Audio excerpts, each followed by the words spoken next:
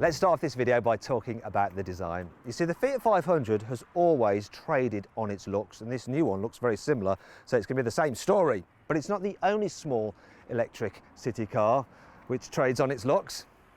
So does the Honda E. These cars are actually very similar, yet their design is very, very different. For instance, that is just so Japanese. This is just completely Italian looking. That uses a modernist design. This is retro. That's a 4-door. This is a 2-door. But they're at the top of their game. Out of all the latest electric cars, these two are the best looking. But which one is the coolest? Now, what we've done is put a pinned comment below the video and you can vote to let me know what you think. Would you rather have the Fiat 500 or the Honda E in terms of their looks? Let me know. For me, I really don't know. I like them both. It's a tough one. You might be thinking this car is identical to the old Fiat 500, but there are some key differences, such as this front bumper, the new 500 logo, the fact you don't have a normal grille, though there are some vents here to cool the battery system. I love the light design. The top of the range car gets LED lights as standard, and the way you have the daytime running light here over the top, it's like an eyebrow. Then there's the extra daytime running light here as well, which is sort of like blusher on its cheeks. Another good feature is this, look, the indicators, the way they just pop out the side. Love them. Down the side, it's the classic Fiat 500 shape. Though it is 6 centimetres longer than the old car, 3 centimetres taller and 6 centimetres wider. All models get this lovely chrome strip, this chrome badge here and the chrome around the windows. We'll start at 15 inches, though these at the top of the range, 17 inches. It's cute. Here at the back, it's the same theme as similar, but still different. For instance, you've got new LED tail lamps, and I love the way they have the little 500 logo in there. You've got big fat bumper. There is of course no exhaust pipe because it's electric. Fiat badge right across the back and a roof spoiler which apparently provides 500 kilos of downforce at 186 miles an hour. Yeah, that's just for show. Just like the little venting on the front, they don't really do anything. I'll tell you what does do something, for me at least, this matte grey paint. It is so cool, though it is a £1,000 option. Unlike the outside, the inside of this new Fiat 500 is very different to before. I really like this dash design, and you can get different trims for the top part of the dash.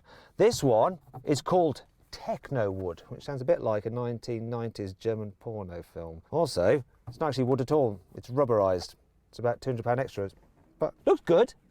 That's the main thing. That's what this car's interior is all about. It's got cool little design to it. There's nice little features here and there. The 2-spoke steering wheel is cutesy and it moves quite a bit for reach and height, so it's easy to get an ideal driving position, and of course you can alter the height of this driver's seat. There's plenty of movement forwards and backwards and loads of headroom, so people who are tall will be able to get comfortable in the front of this dinky little car. I quite like the fact that they've kept the climate control buttons separate from the infotainment system, and where the gear selector buttons are here, it's all very easy to use. Actually, this infotainment system has really impressed me. This is the upgraded larger screen version. It's lovely, graphics are brilliant, it's easy to navigate through the different menus, though I won't be bothering with any of the Fiat menus. I'm just going to use my Android Auto, or you could use Apple CarPlay if you've got an Apple phone, and you can connect to them wirelessly, and look at the graphics.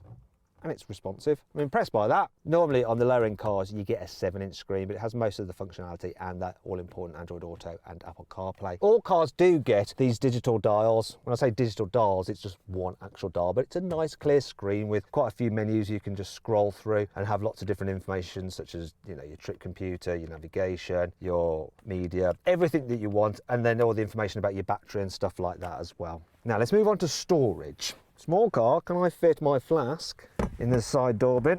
At a squeeze I can. And you've got some more storage under here where you can fit a bottle under. There's also a USB port there and a 12-volt socket. Just cover that up. There's some more storage I think under here. Come on. There we go. Just another little tray. And look, it's quite deep as well.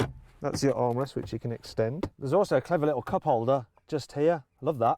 Then under here you've got a rather large glove box. So here in the front, it seems very practical, especially as if you want to charge your phone wirelessly, you can get a wireless charging pad there. And oh look, you've got the skyline of Turin. If you haven't got wireless charging, you can just plug into the USB port there. That looks really cheap and nasty. In fact, quite a lot of these materials and the fit and finish is a bit cheap, but you kind of forgive it because it's cute and it has little features like this. Look, an old Fiat 500 there in the door handle, made in Torino it says. And that's the thing about this car, it just gets away with it by having those cute little elements that other cars don't have. It's certainly not boring.